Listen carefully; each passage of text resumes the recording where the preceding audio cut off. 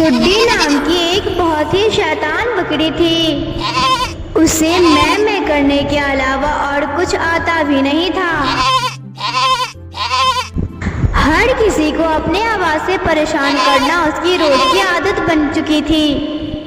जंगल के पास एक बहुत बड़े ऋषि मुनि तपस्या कर रहे थे। हर रोज की तरह गुड्डी उन्हें भी बाबा साधना में लगे हुए थे। लगातार गुड्डी खरी खरी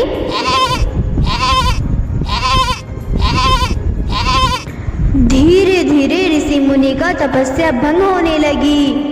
एक दिन ऋषि को बहुत गुस्सा आया। उन्होंने अपनी आंखें खोली और गुड्डी बकरी से कहा, हट, तेरे कारण मेरी तपस्या भंग हो रही है। हर रोज यहाँ आकर मैं करती रहती है। दुष्ट बकरी, तुझे इसका अंजाम भुगतना होगा। आज के बाद तू मैं नहीं कर पाएगी। तेरा शरीर मिट्टी का हो जाएगा। ऋषि ने ऐसा कहा ही था कि गुड्डी बकरी तुरंत मिट्टी के पुतले में बदल गई। अब वो ना ही बोल सकती थी और ना ही कोई बात कर सकती थी, लेकिन वो बहुत रोने लगी और उसकी आंखों से आंसू बहने लगे। मुझसे ऐसे क्या गलती हुई कि ऋषि ने मुझे मिट्टी का बना दिया।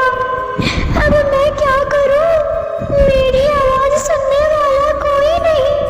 हे ऊपर वाले, मेरी मदद करो। ऋषि मुनि फिर से अपनी तपस्या में लग गए। कई दिन बीत गए और बकरी वहां मिट्टी ही बनी रही।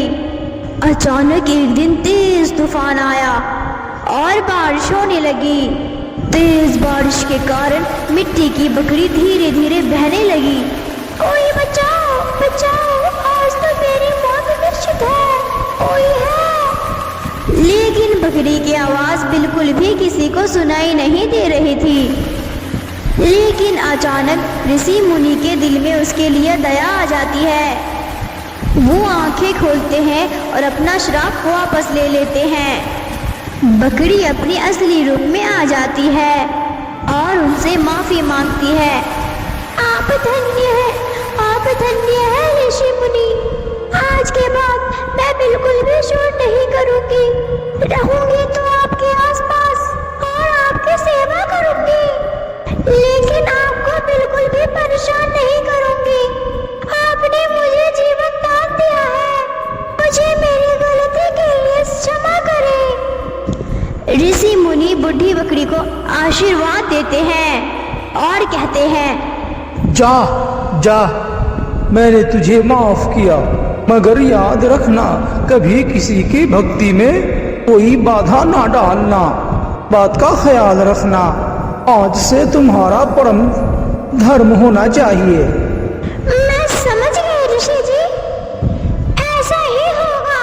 अगर आपको ये वीडियो अच्छी लगी हो तो इस वीडियो को लाइक और चैनल को सब्सक्राइब करना ना भूलें।